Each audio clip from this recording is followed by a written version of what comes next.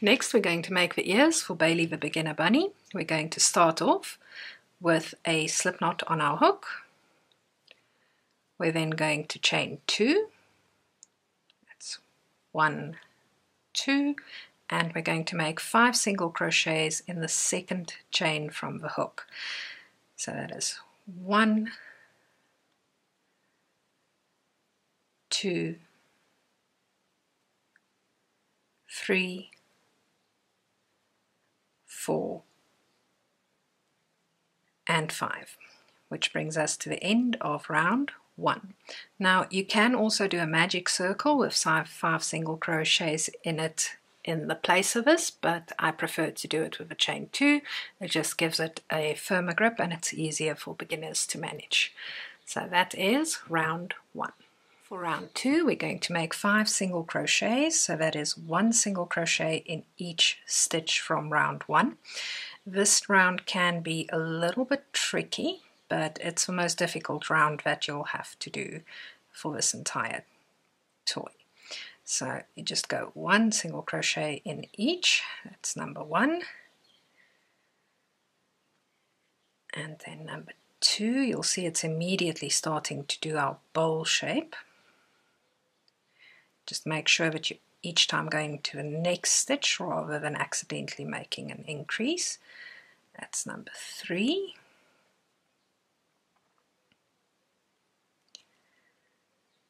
And there we go with number 4. And in our final stitch, number 5. Which brings us to the end of round 2. For round 3 we're going to make 5 increases, so that's 1 in each stitch. So that's increase number 1.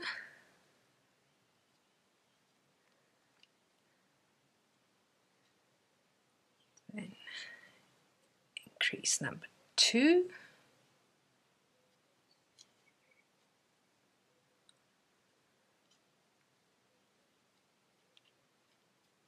Increase number 3,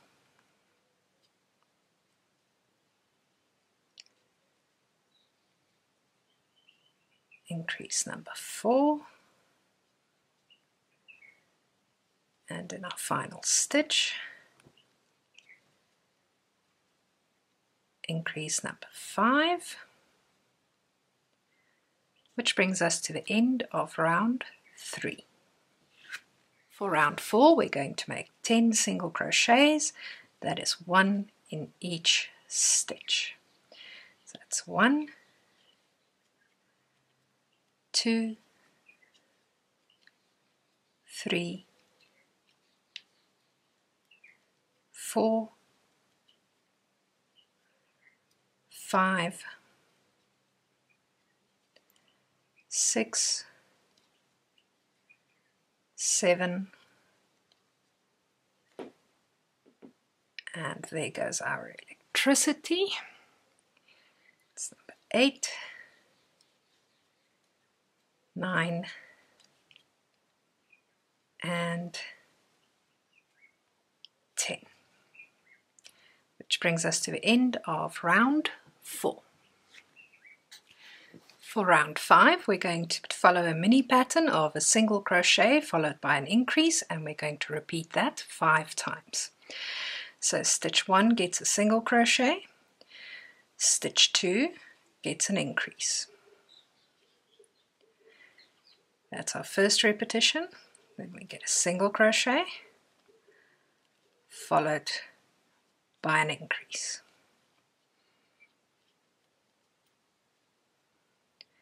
Single crochet followed by an increase.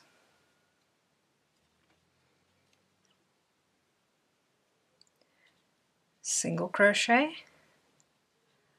followed by an increase. Single crochet, and in our final stitch an increase, which brings us to the end of round 5. For round 6, we're going to make 15 single crochets. That's 1 in each stitch. So 1, 2, 3, 4, 5, 6, 7, 8, 9, 10, 11, 12, 13, 14, and 15. Brings us to the end of round 6. For round 7, our mini pattern is 2 single crochets followed by an increase, and we repeat that 5 times. So stitch 1 gets a single crochet, stitch 2 gets a single crochet, and stitch 3 gets the increase. That's our first repetition. We have to do that 4 more times. Single crochet number 1, single crochet number 2, followed by an increase, single crochet number 1, single crochet number 2, followed by an increase, single crochet number 1, single crochet number 2, followed by an increase, single crochet number 1, single crochet number 2, followed by an increase. That brings us to the end of round 7. For round 8, we're going to make 20 single crochets. That is 1, 2, 3, 4, 5, 6, 7, 8, 9, 10, 11, 12, 13, 14, 15, 16, 17, 18, 19, and 20. Brings us to the end of round 8. For round 9, our mini pattern is 3 single crochets followed by an increase, repeated 5 times. So stitch 1 gets a single crochet, stitch 2 gets a single crochet, stitch 3 gets a single crochet, and stitch 4 gets an increase. Repeat that 4 more times. Single crochet 1, 2, and 3, followed by an increase.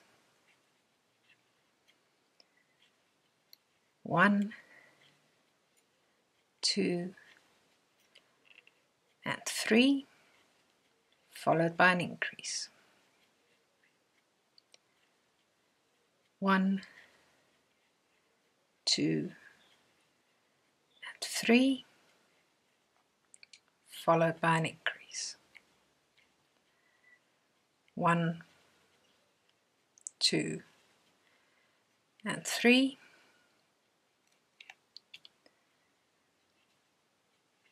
followed by an increase. Brings us to the end of round 9. For round 10, we're going to make 25 single crochets. That's 1 in each stitch. So that's 1, 2, 3, 4, 5, 6, 7, 8, 9, 10, 11, 12, 13, 14, 15, 16, 17, 18, 19, 20, 21, 22, 23, 24, and in our final stitch, number 25, which brings us to the end of round 10. Now for round 11, 12 and 13 we will also be making 25 single crochets in each stitch. So we're going to show you that in fast forward for round 11, 12 and 13.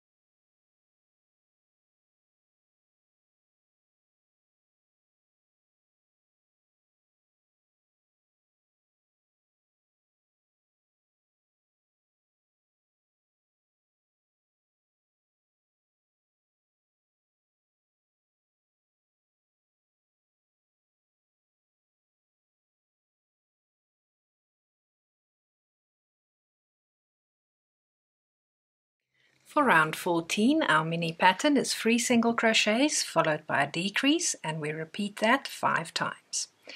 So stitch 1 gets a single, stitch 2 gets a single, stitch 3 gets a single, and stitch 4 and 5 get crocheted together with a decrease. We then repeat that 4 more times.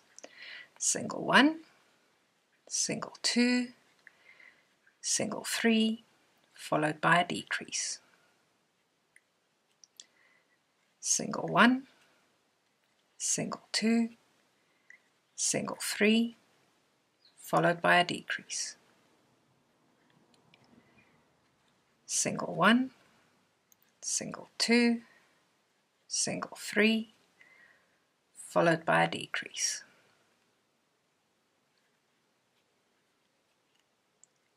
Single 1, single 2, single 3, and our final decrease made across our final 2 stitches, which will bring us to the end of round 14.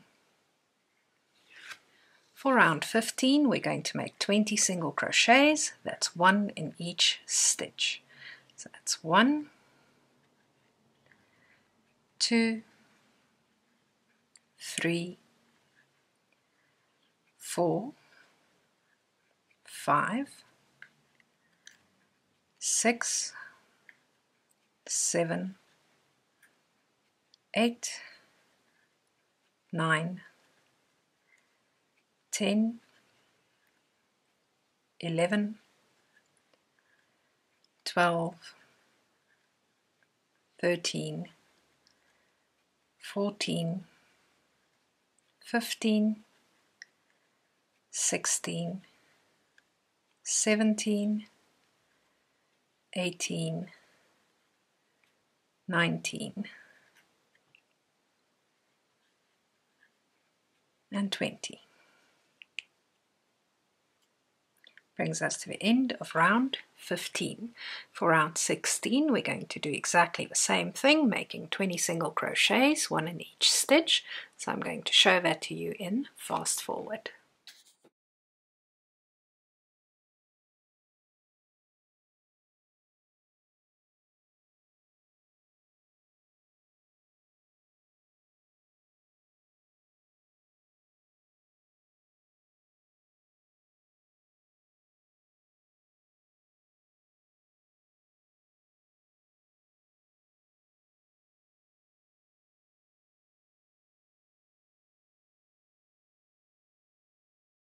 For round 17, our mini pattern is 2 single crochets followed by a decrease, and we'll repeat that 5 times.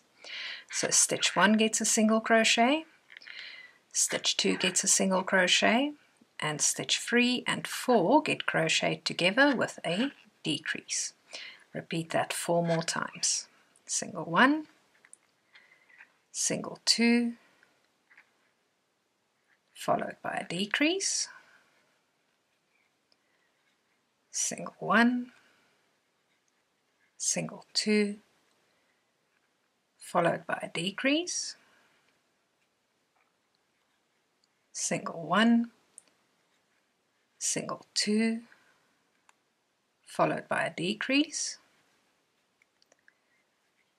single 1, single 2, followed by a decrease.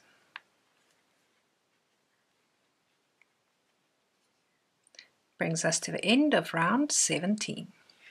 For round 18 we're going to make 15 single crochets, that's 1 in each stitch. So that's 1, 2, 3, 4, 5,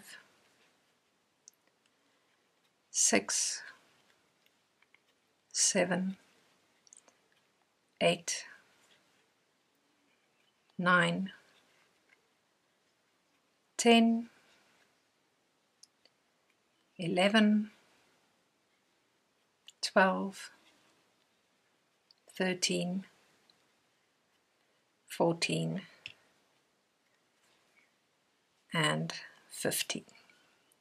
Brings us to the end of round 18. For round 19 we're going to do the same thing, making 15 single crochets, so I'll show you that round in fast forward.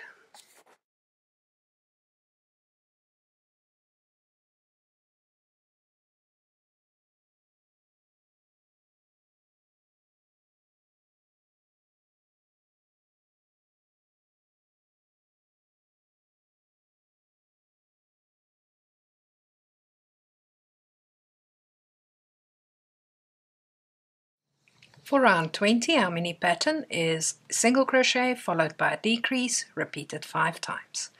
So stitch 1 gets a single crochet, stitch 2 and 3 get crocheted together with a decrease, and we're going to repeat that 4 more times. Single crochet followed by a decrease, single crochet followed by a decrease, single crochet followed by a decrease, single crochet followed by another decrease across our last 2 stitches. That brings us to the end of round 20.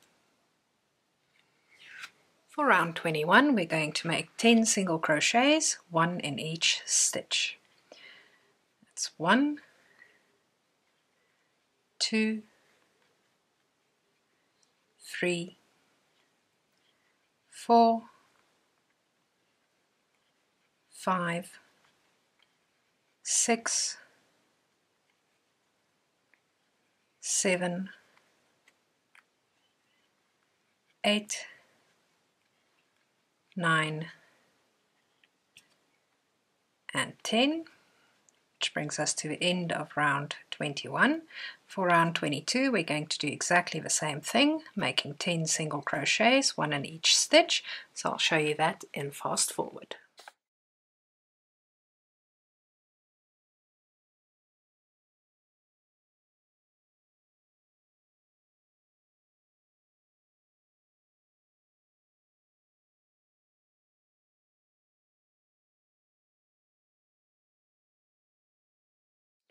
For round 23, our final round, we're going to do something a little bit different. We're going to start by taking out our stitch marker.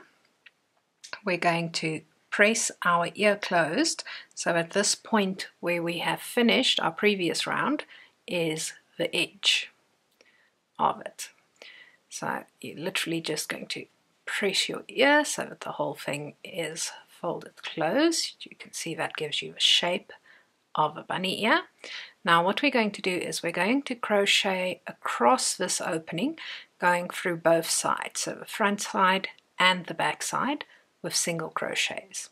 So you want to do is put your hook through the next stitch of the round, through both loops, and then this is the tricky part, you want to put it through the last stitch you made on the previous round, so that it goes through both sides. It can be a little bit difficult to get it in to that last stitch. Just wiggle your hook until you've managed it, and then you make your single crochet through all of that, like this. Then you go through your next stitch on this side and on the other side. So again, you've gone through both sides of the ear, and you make your next single crochet. That's number 2. Do it again in the next 2 matching stitches for number 3, and again for number 4, and one last time for number 5. You then finish off with a chain stitch and leave a medium tail to be able to sew the ear to the head. I'm going to pull it through, and you will see now that you have actually closed the ear off completely, so there's no more opening because we do not stuff our ears, and this is what your ear should look like. We're going to need 2 of these, so you should repeat the video up until this point to make a second ear. Once you've got 2 ears that are matching in size and shape, you can attach them to the head and sew them on, which we'll show you next. Please remember that if you're going to make 2 parts that are the same, you need to do them back to back. You can't take a break between making ear 1 and making ear 2, because your tension will change and your ears won't come out the same size. So for ears, arms, legs, anything where you have to make 2 of the same thing, make sure you have enough time to do both back to back so that you can get them the same size. See you soon. Next, we're going to be pinning the ears into position on the head. So we start with ear number 1, and we take the head. You want to look at it from the top so that the nose is facing you. Find your starting chain, that is over there. You want to go about 1, 2, 3 rounds away from your starting chain for the top of the ears, like so. And then you also want to make sure when you're looking from the front that they're not actually covering the eyes. You want them to hang to the side of the bunny and slightly to the back, like this. So you can see here it's about a thumb's width away from the edge of our eyebrow that we've got. You then take your pins and pin 1, pin 2 to hold your ear in place for now. So you can see your face is showing clearly. It's on the side and slightly to the back. There's your bunny ear. You can even move it a little further back if you want to. Now we're going to do the same with the second ear, starting from the top. Put the ear there, count 1, 2, 3 rounds away, to the side, and slightly to the back. You want to make sure that you match your positions of your ears. So I'm just going to pin this into place for now. There we go. So It's fairly similar when we're looking from the top, looking from the front. It seems like this one is a little further back. Let's just double check. Side, yeah. You can see this side's here. We've moved too far back compared to this side. So if you look from that side, see you've got a little bit of space. If you look from this side, you've got about twice the space. So that's something to look out for when you are creating a toy, which means we need to take this ear and we need to move it a little bit forward, closer to this. So we'll just take out the pins. Don't be afraid to move things once you've pinned them, because you want to get your positioning just right. And better to move the pins 100 times than to sew the ears into a wrong position. So we've moved it slightly forward, and we're going to check again. See from the side, see from the side, and now you can see it's basically the same distance on both sides and from the top, and that is how you position your ears into the correct spot before you sew them on. So next you're going to need your tapestry needle so that you can sew the ears into place. Next we're going to be sewing our ears into place with invisible stitches. Start by putting your yarn on your tapestry needle.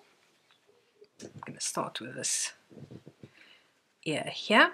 Now remember, with invisible stitches, whenever you work through the head, you want to make sure that you are working under the ear rather than next to the ear, to make sure that the stitches actually disappear. You want to make your stitches as close together and as neat and tight as you possibly can. So I'm just going to work along this line through the ear and then through the head. Pull tight through the ear, through the head, pull tight.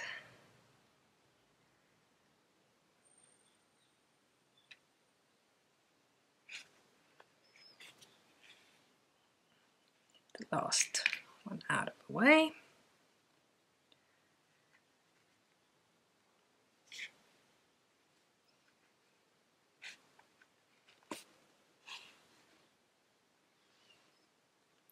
There we go, and then I go back down again,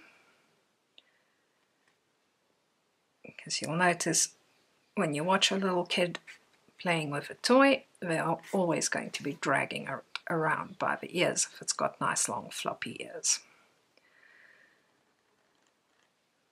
So I just want to make sure that these ears are not going to come loose for anything.